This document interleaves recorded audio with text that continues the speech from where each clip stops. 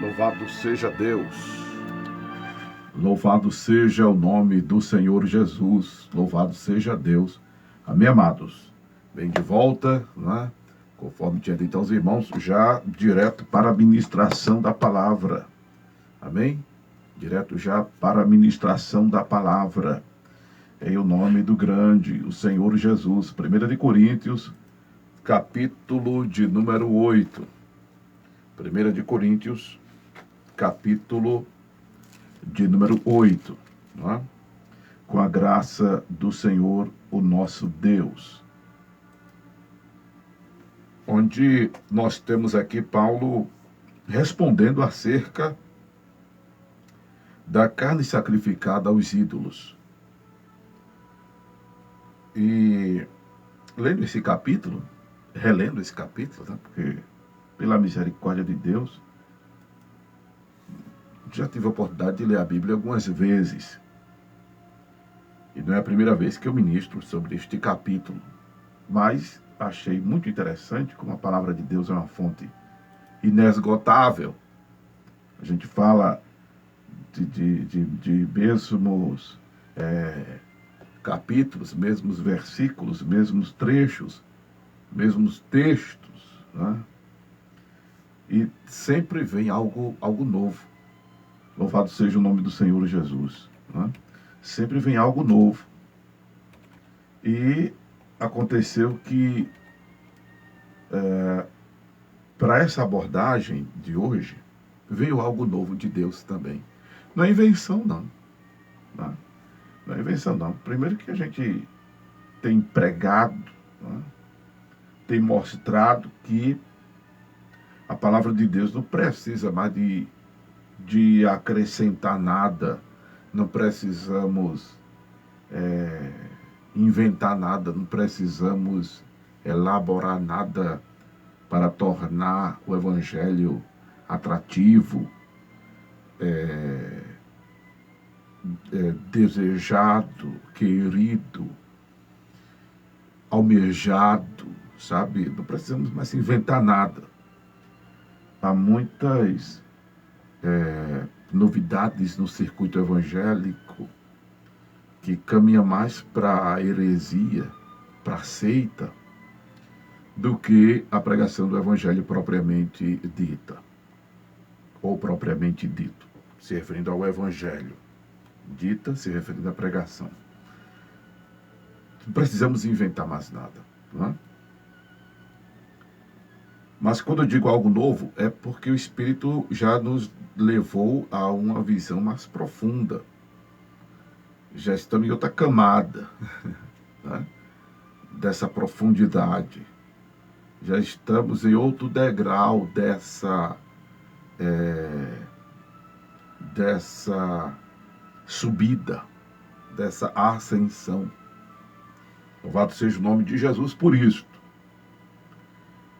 Porque Paulo responde acerca da pergunta da carne sacrificada aos ídolos. Não vamos também, obviamente, fugir disso, mas como a Corda Bênção é um programa teológico, doutrinário, apologético, exegético, hermenêutico, é um discipulado, é uma escola bíblica, é um culto de doutrina, é um seminário, é um congresso. Falar em congresso, eu vou fazer um vídeo à parte para o congresso de dezembro deste ano, 2024, para não misturar com a ministração. A Corda Bênção tem sido isso, não é? Para a glória de Deus, um culto em cada lar, em cada empresa, em cada repartição. Tem sido um culto onde quer que o irmão que está me ouvindo pela rádio esteja, ou me assistindo pelo Instagram, pelo Facebook, ou pelo YouTube Rádio Acorda Bênção, e pelo YouTube Acorda Bênção, porque o conteúdo aqui do Face é que vai para o YouTube Acorda Bênção, que é o canal oficial das ministrações da palavra no YouTube do programa, porque tem outro canal oficial que eu tenho de ministração da palavra, que é da igreja, a Igreja Templo do Corpo de Cristo. Por que 2 canais, pastor? Prego uma coisa lá, outra aqui? Não, é porque o que eu prego lá, eu prego aqui, o que eu prego aqui, eu prego lá. A questão é que no momento o canal está parado, supostamente, mas quando os dois estão sendo alimentados, o teor não, como é que eu diria, a matéria que a gente trata é normalmente diferenciada. Por exemplo, aqui estou ministrando em Coríntios. Se eu estivesse pregando lá na igreja, eu estaria ministrando outro livro, ou com outra temática, ou com outro projeto pedagógico, teologicamente falando. Né? O mais recente que eu me lembro lá no canal é o Beabá da Fé. Interessante, muito bom, modéstia à parte. Então, vamos voltar as atenções aqui para Coríntios capítulo 8. Que Paulo responde, não é? E a resposta de Paulo é bem enfática quando ele diz que no tocante às coisas sacrificadas aos ídolos, sabemos que todos temos ciência, aí aqui é conhecimento. A ciência incha, mas o amor edifica. Preste atenção a essa palavra. A ciência incha, mas o amor edifica. Se alguém cuida saber alguma coisa, ainda não sabe como convém. Mas se alguém ama a Deus, esse é conhecido dele. E aí Paulo começa a responder, mostrando que os ídolos nada são no mundo, se referindo a ídolos. Né? Quando ele se refere a um ídolo, ele diz o ídolo nada é no mundo. E que não há outro Deus senão Deus. A que ídolos ou a que ídolo Paulo estava se referindo? Paulo estava se referindo a deusa Diana, né? Paulo estava se referindo aos deuses adorados pelos atenienses, pelos gregos, né? E no livro de Atos a gente aprende que havia mais deuses do que gente, né? Na perspectiva sociológica da religião, na época de então havia mais deuses do que gente. Como na Índia, nos dias de hoje, nós sabemos que a Índia ela é um país, né, muito idólatra, e venera-se tudo por lá, venera-se tudo por lá. No Brasil também, a gente tem veneração, adoração a muitos ídolos, por diversas religiões nós temos, não é? Eu digo nós temos porque estamos inseridos no contexto geográfico. E quem são os ídolos? Os ídolos, sim, são produto da mente humana. Deus não é produto da mente humana. Ele é o Criador do céu e da terra. Ele é o Criador de todos nós. Deus não é produto da mente humana para resolver problemas dos homens, como dizem os cientistas mais arcaicos, mais antigos. Porque os mais modernos já são mais abertos e conceptivos à existência do Todo-Poderoso, do Criador do céu e da terra, daquele cujos céus manifestam a sua glória e o firmamento, a obra das suas mãos. Para os cientistas mais modernos, de seja qual for o segmento, há uma aceitação maior neste ser, ou deste ser soberano. Louvado seja o nome do Senhor. Alguns ainda não conhecem Jesus Cristo, que é Deus em forma humana. Alguns ainda não é? E interessante que Paulo aqui no versículo 6, ele fala de Deus e Jesus. Observa, todavia para nós há um só Deus e Pai, de quem é tudo e para quem nós vivemos. E um só Senhor Jesus Cristo, pelo qual são todas as coisas, e nós por ele. Paulo fala aqui como se fossem dois, mas não é, sabemos. É apenas um. Jesus, que é o que a maioria não sabe, não são só os cientistas que não sabem, mesmo modernos. A maioria dos cristãos tem um conflito em entender isto, né? Os religiosos nem se falam, os tradicionais, teologicamente falando, ainda têm a mente fechada para isso. Mas o fato é que não existe três pessoas divinas, um maioral, um mediano e outro menor, que seria, na concepção da teologia trinitariana, que de onde vem a teologia da Trindade, seria o Espírito Santo. Porque é assim que tem até uma piada evangélica ridícula, principalmente pentecostal, que se levantou uma pessoa instrumentalizada pelo Espírito Santo, falando tal, aí depois se levanta outra e diz, ó, eu sou Jesus, cala a boca aí, Espírito Santo. Aí depois se levanta outra e diz, ó, eu sou Deus, e os dois calam a boca. É uma piada pentecostal de mau gosto, mas que infelizmente eu trouxe para exemplar, né, a mentalidade trinitariana do assunto. A teologia da Trindade, volto a dizer, infelizmente, é uma heresia pregada há muitos anos e para corrigir está um trabalho terrível. Mas o que eu quero dizer? Quero dizer que a fé da gente, primeiro, ela não é politeísta. O que é politeísta? Isso a gente aprende na escola, no ensino fundamental. Politeísmo é crença em vários deuses.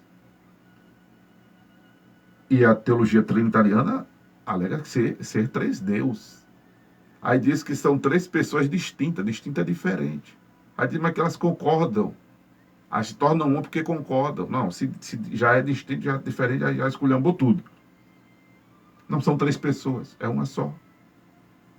Jesus é Deus em forma humana. Deus é espírito. Deus é espírito.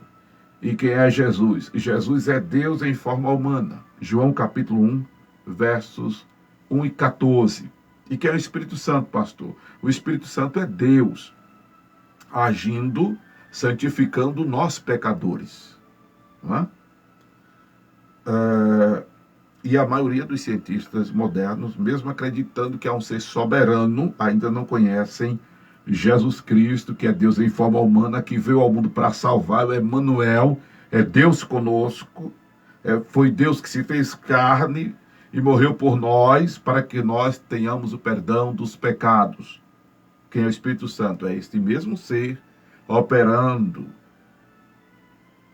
sem ser em carne, sem ser visível, mas nos trazendo ao arrependimento, nos trazendo à santificação e nos guiando a Ele mesmo, e trazendo a luz da Escritura Sagrada, trazendo para nós o entendimento dele mesmo. O Espírito Santo é Deus. Por isso que ele é chamado Espírito de Deus, Espírito de Cristo. Ele é Deus porque ele consola, e é onde ele é chamado do Paráclito, não é? Consolador. É o Espírito da glória, mas é Deus atuando de maneira diferente. Como no Velho Testamento temos vários nomes de Deus, mas é o mesmo Deus que operava em todas as situações. O Jeová Jireh, o Jeová Rafa, o Tzidkenu, o Miskadinsky, o Elohim, o Elion, o Sabaote, o Shammah, o El Shaddai, Tzidkenu, Miskadinsky, Sabaote, eu já disse. Né?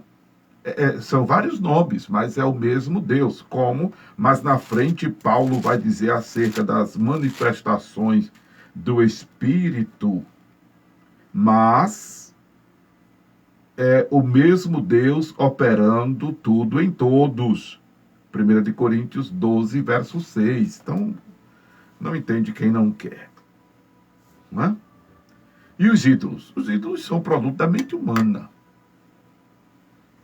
Aí Paulo diz que eles nada são. Eles nada são. Eles nada são. Não é? Há algumas religiões que canonizam pessoas, e o termo canonizar pessoas, digamos, sagrá-las, torná-las dignas de oferenda e de reverência e de adoração. A Bíblia nos impede de adorarmos qualquer outro ser a não ser o Senhor, o nosso Deus. Por isso que esse movimento de canonicidade, de beatificação, de santificação a fulana, beltrana, ciclana, não tem fundamento bíblico, e ser cristão é não enveredar nesse caminho. Se envereda nesse caminho, já deixa de ser cristão. Pode ser qualquer outra coisa, menos cristão. Porque ser cristão é seguir a Cristo. Há outros sistemas de crença que equivocadamente veneram entidades. E aí existe um folclore, uma nomenclatura folclórica. Tem que procurar falar direito, pastor, para saber as colocações direito, para ninguém se machucar, né? Depois, para não dizer que eu sou fóbio religioso, alguma coisa, né? Tudo agora é fobia, aquilo, isso, aquilo outro. Para dizer que eu sou fóbico, como diria, inventar uma palavra aí, né? Enfim, que não é o caso.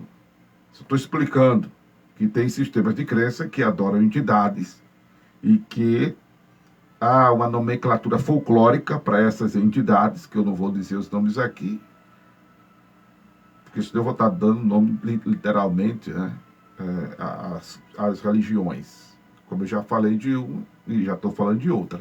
Tem as que adoram os mortos, e e quando eu me refiro a essas entidades, as pessoas não sabem, mas são anjos que foram expulsos do céu, e quando eles são expulsos do céu, eles recebem já o nome de demônios. De demônios. E esses demônios, que são anjos expulsos do céu, eles, a exemplo do seu líder maior, que é Satanás, veio para roubar, matar e destruir.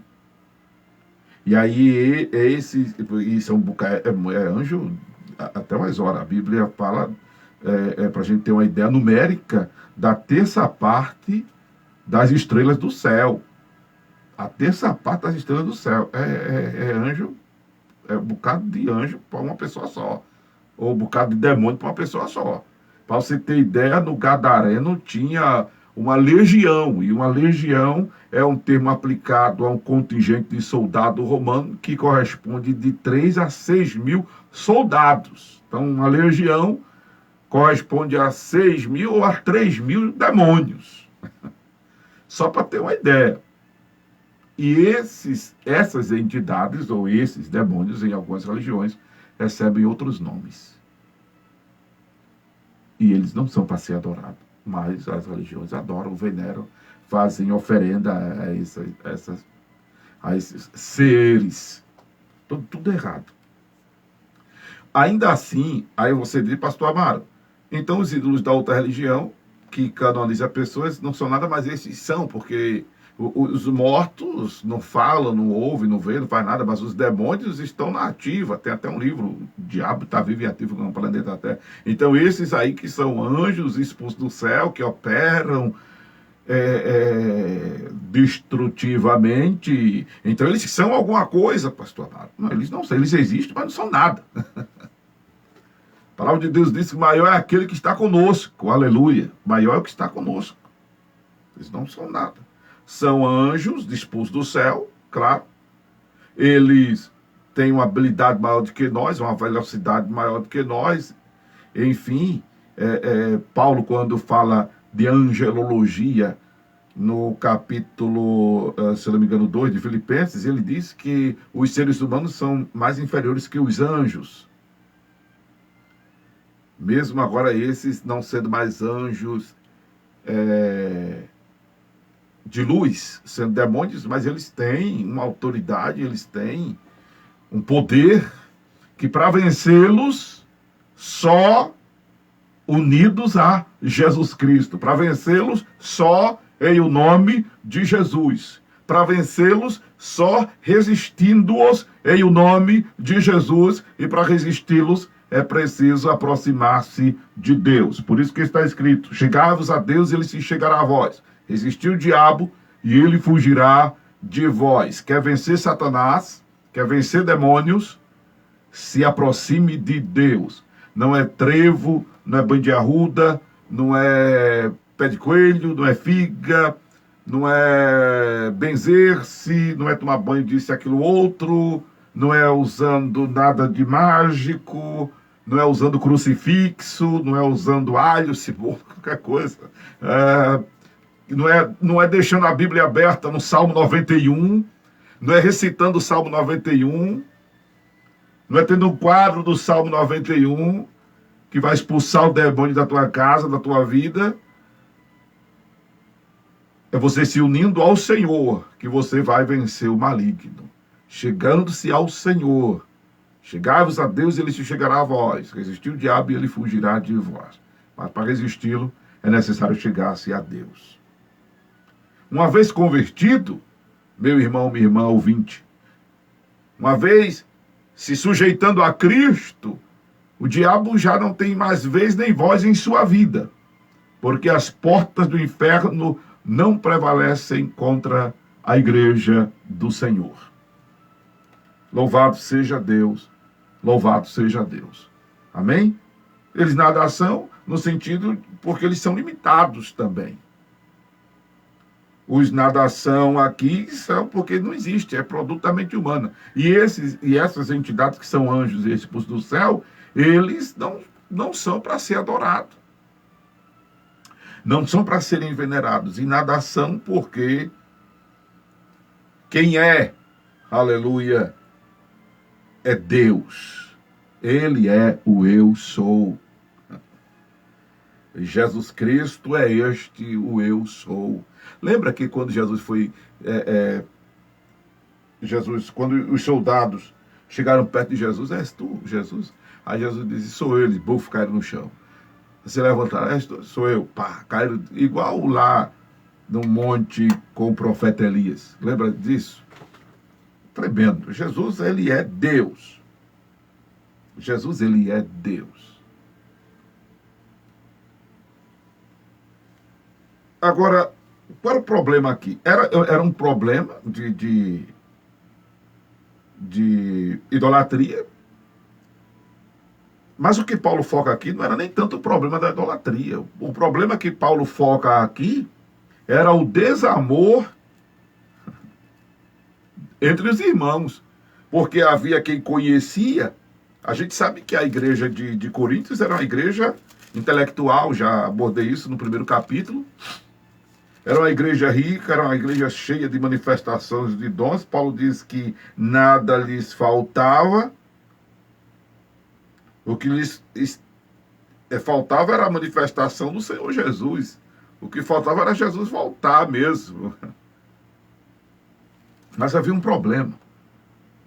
Falta de amor entre os cristãos. Porque quem conhecia muito se prevalecia de conhecer, de saber disso, e aí, ó, a gente nadação, posso comer, isso não me faz mal nenhum. Comer as carnes, as coisas sacrificadas aos ídolos, eu sei que eles não existem, então eu vou comer. Mas aí eles não pensavam nos irmãos que não tinham, né, a devida estrutura o devido conhecimento disso que estamos ensinando aqui, que Paulo ensinava. Aí Paulo começa a tratar aqui dessa situação, para que este conhecimento, porque o conhecimento gera liberdade, quando a palavra de Deus diz, quando Jesus disse, conhecereis a verdade e a verdade vos libertará, porque a palavra de Deus, a verdade, o conhecimento, ele esclarece, abre os olhos, gera liberdade, porque você não é manipulado, você não é objeto de manobra, você não é vitimado pelo efeito manada, você não é Maria vai com as outras, você deixa de ser piolho, que vai pela cabeça dos outros, né? Você passa a dar com seus próprios pés, quando você passa a ter conhecimento. Então você se sente uma pessoa liberta.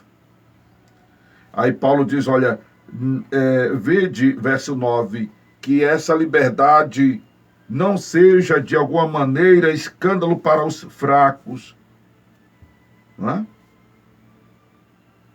Porque nem todo, verso 7, há conhecimento, porque alguns até agora comem no seu costume com o ídolo, coisa sacrificada ao ídolo, e a sua consciência, sendo fraca, fica contaminada. Essa contaminação aqui é o questionamento, será que eu estou fazendo a coisa certa? Aí vem a culpa também, acontece uma coisa, porque eu comi a carne sacrificada ao ídolo, eu comi como é o nome do pacote lá? O Cosme Damião, eu comi a pipoca que foi feita lá, eu comi o munguzá, eu comi a comida de milho no São João, eu comi as coisas de coco na quaresma, que mais? Eu comi chocolate na Páscoa. Aí fica o questionamento, aí fica a culpa, aí fica atribuindo que os atrapalhos da vida foi por causa dessas coisas. Mesmo assim come. Não é? Aí fica fraco, a mente fica fraca.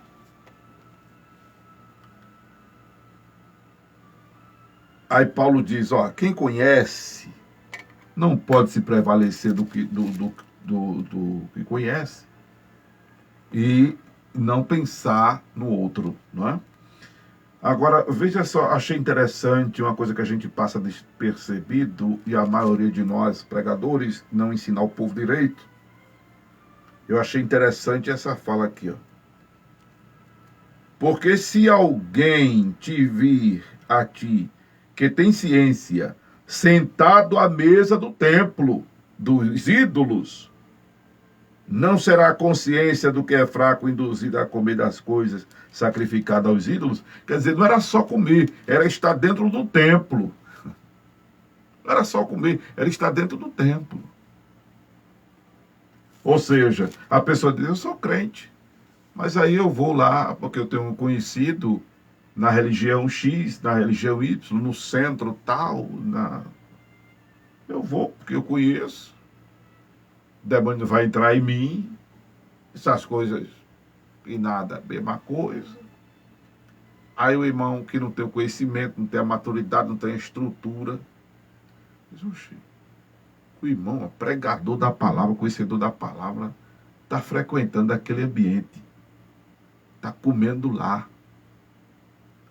Aí vai ficar pensando, eu posso ir também. Aí vai, aí dança. Vai, aí é pego pelo demônio, vai, aí se desvia do evangelho. Por quê? Porque viu o irmão lá que conhece, ainda vai fazer também. Porque é aquela coisa supostamente, né? Entre nós não existe maior e menor, mas nesse grau aí, a gente poderia dizer, né? É o que conhece mais, influenciando o que conhece menos, né? Aí faz o que conhece menos desandar. Por quê? Versículo 11, pela tua ciência perecerá o irmão fraco, pelo qual Cristo morreu. Aí a responsabilidade é grande. Porque pecando assim contra os irmãos e ferindo a sua fraca consciência, pecas contra Cristo. Pelo que se o manjar escandalizar o meu irmão, nunca mais comereis carne, para que meu irmão não se escandalize. Não é só comer carne, como eu estava dizendo, ou comer uma carne sacrificada aos ídolos. É comer sentado à mesa do templo do ídolo. Então perceba que aqui o problema era o desamor entre os cristãos. O problema de hoje.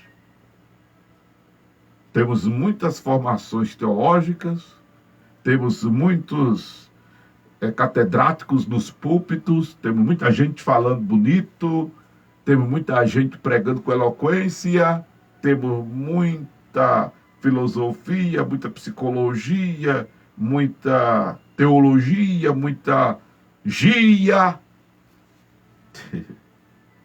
mas está faltando amor. Está faltando amor. E aí diz que vocês reclamam na igreja de vocês? Amor.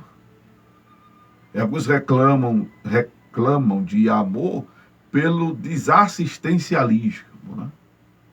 Paulo aqui está se referindo ao desamor por não se importar com a espiritualidade do outro. Né? Por não se importar com a espiritualidade do outro. Está faltando amor em nosso meio. Olha, você não é impedido de conhecer, se deve conhecer. A palavra de Deus manda que santifiquemos a Cristo em nosso coração, para que saibamos responder a cada um que questionar a razão da esperança que há em nós. Deve buscar conhecer. Deve buscar o conhecimento. Mas não deixa faltar o amor, não perde a simplicidade, não perde esse sentimento de cuidado, de se importar com o próximo, o que é que o próximo vai achar, pensar, dizer. Vamos pensar nisso, amém? Em nome de Jesus, que Deus abençoe os irmãos. Eu vou sair do Facebook, porque é o material que vai para o YouTube. Continuo no YouTube Rádio Acorda Bênção e no Instagram Acorda Bênção. Depois eu volto para o Face, tá bom? Em nome de Jesus. Hoje eu posicionei aqui. Agora já estou me arrependendo porque meu braço vai ficar bem grande aqui na tela do Instagram.